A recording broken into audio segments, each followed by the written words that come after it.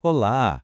Vamos falar hoje de um assunto que costuma tirar o sono de muito estudante de ciência da computação: como começar um trabalho de pesquisa. A ideia é justamente desmistificar esse processo e mostrar que existe um caminho claro e bem objetivo a ser seguido. Pois é, essa citação do Raul Sidney Slavik resume perfeitamente o sentimento, né? Aquela angústia de não saber por onde ir. Mas a boa notícia é que isso é super comum e, mais importante, tem solução. A gente vai apresentar aqui um roteiro para ajudar a sair desse labirinto.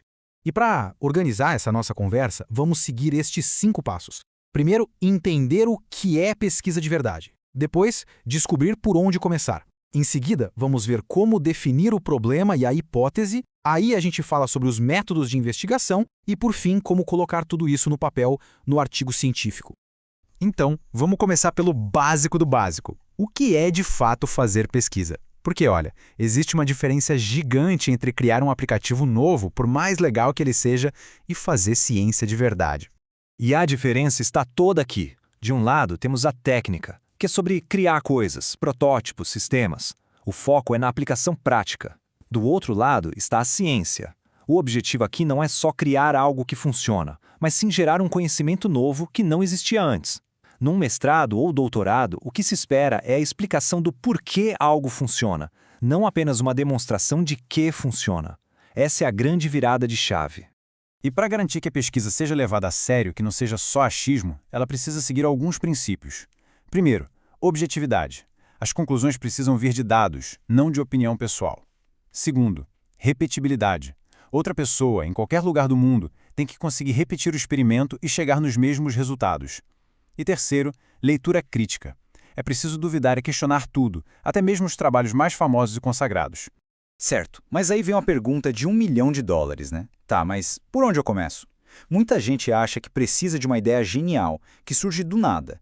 Mas na verdade o começo é um processo bem mais lógico e estruturado do que parece.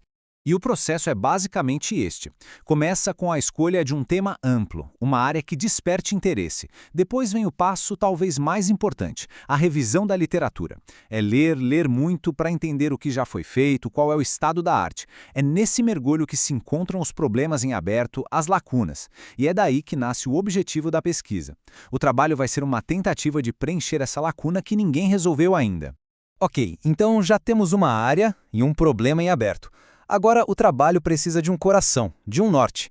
E esse norte é o problema de pesquisa e, principalmente, uma hipótese para guiar todo o resto. A hipótese é exatamente isso, uma suposição que vai guiar a investigação. Pense nela como a bússola do projeto. Ela pega aquela pergunta em aberto e transforma em uma afirmação que pode ser testada. A partir daí, todo o esforço do trabalho vai ser para validar ou refutar essa hipótese com evidências. Vamos ver um exemplo real para deixar tudo mais claro. Imagine que o objetivo é criar um método de compressão de textos mais eficiente.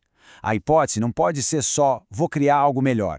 Tem que ser específica, algo como "usando o algoritmo X, é possível reduzir o tamanho de arquivos de texto em 20% a mais do que os métodos atuais". Pronto, agora existe algo concreto para ser provado.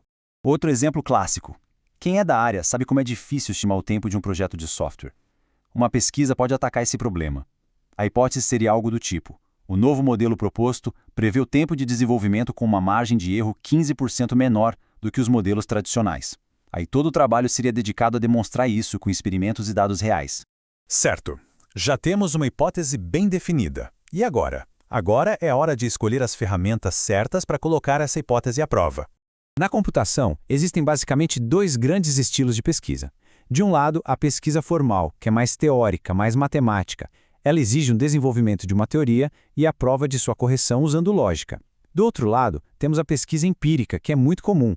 Nela, uma nova abordagem é comparada com o que já existe através de testes e experimentos. A principal ferramenta aqui é a estatística. E depois de todo esse trabalho de investigação, vem a fase final, que é absolutamente crítica: comunicar o que foi descoberto de forma clara e eficaz. E para isso, existe uma estrutura bem estabelecida. E a estrutura é essa aqui, bem conhecida por quem é do meio acadêmico.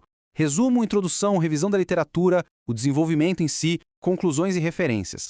Seguir essa ordem não é só uma formalidade, sabe? É o que garante que a história da pesquisa seja contada de um jeito lógico, que qualquer pessoa consiga acompanhar o raciocínio do começo ao fim. Agora uma dica de ouro sobre o resumo. Muita gente pensa que o resumo é um trailer de filme, que faz suspense. Mas é exatamente o contrário. O resumo tem que contar o final da história logo de cara. Ele precisa entregar o resultado científico principal. A lógica é simples. Se o resultado for interessante, a pessoa vai ficar curiosa e vai querer ler o resto para entender como se chegou lá. E por falar em escrita, aqui estão alguns erros muito comuns que precisam ser evitados.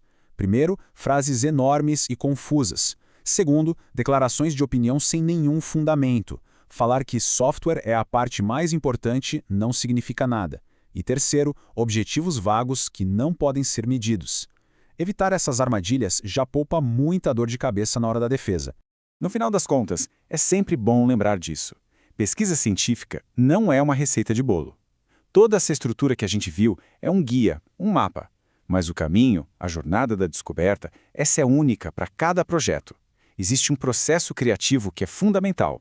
Ao seguir esses passos metodológicos, o caminho que parecia tão cheio de angústia começa a ficar muito mais claro e o processo de descoberta se torna viável. No fim, a grande questão que fica é essa: qual problema importante da computação será o próximo a ser resolvido?